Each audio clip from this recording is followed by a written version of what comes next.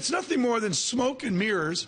We must be talking America's debt and deficit. Politicians of all persuasions, they continue to cut level. They maintain this arcane thing, non-defense discretionary spending, and avoid at all costs tough defense and non-defense, non-discretionary items. Stay with us.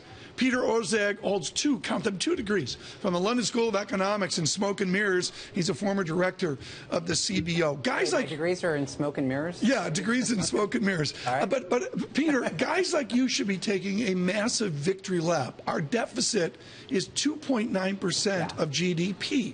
Did you do it, or did a better economy do it? It's a combination of things. And little known fact, the long-term projected debt has come down substantially. If you look at the number for 2040, which is hugely uncertain, it's been cut in half since 2010, debt to GDP. Do you trust that data, or is that No, it's hugely uncertain, but the point is everyone out there saying we were on a completely unsustainable course. The revisions since over the past 5 years have been very positive, partly due to the economy, but that was not unexpected. What was unexpected was the massive slowdown in Medicare and Medicaid costs. That, in particular, is a big driver of the improvement in our long-term deficit. Bloomberg Businessweek wrote an article last week that pointed out that all the budget resolutions, both the ones coming from the House and the Senate, but also coming from think tanks as well, they all agree, no matter what, don't touch Social Security. Is that fight over?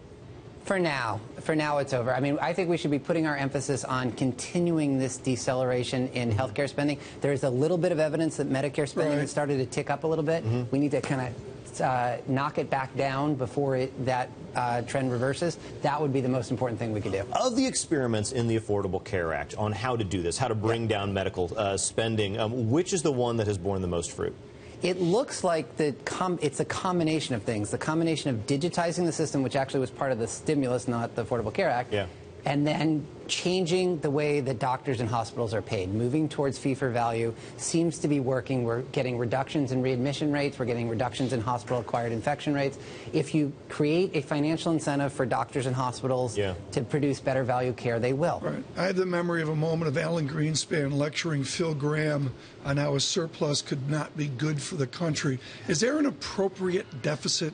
Does Peter Orszag have in his head like 2% inflation for the Fed? Is there a 1% deficit to GDP or 3%? There's not an optimal deficit. What we want to avoid, know differential equations. What we want to, I mean, there is in theory, but in practice, what we want to avoid is an unsustainable course where the debt is exploding as a share of the economy. And if you look at the current projections, we've succeeded.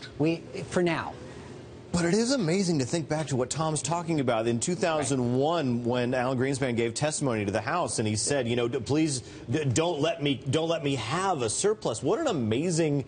And that just shows how uncertain these projections are, which is why caution is warranted, and we should be doubling down. What are you going to listen for in the election campaign? Republicans and Democrats, you've worked for a Democrat president, but I'm going to call you relatively unbiased. What will you listen for from candidates in your world of fiscal? The most important thing is actually how you could possibly get any important legislation through a Congress that will likely be divided. That is the core policy challenge of our time.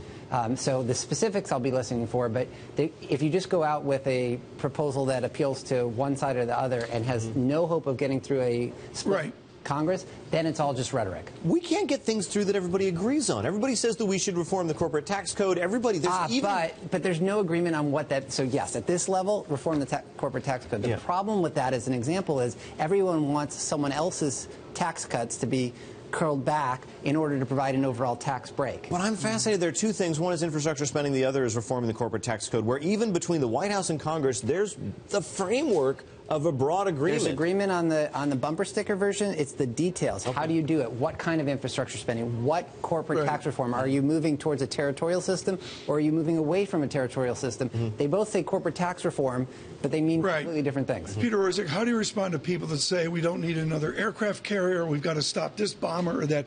Give us an update on defense spending, not non-defense discretionary, but actual defense spending. What's your to-do list there? Defense spending, there are two key things that have to happen there. One is we need to sort out, and we haven't fully done it, what happens to what's called end strength. That is the number of troops we actually have. The actual body count. The body count. That is a huge driver. That's a driver of basically 2/3 of the defense budget. We are moving it. You look no further than the islands disputes with China, where the rhetoric is heating up. There are lots of threats out there in the world. We are on a path where we're going to have to, under these discretionary caps, significantly curtail the number of troops that we have. I think a big debate will be whether that's feasible or not. The second is, what kind of investments are we making? Moving into unmanned aircraft and even unmanned naval ships, for example, or ships that can handle unmanned aircraft. That is a big transformation that has to happen. We need to make sure we're not buying equipment that worked 15 years ago instead of fighting the future war.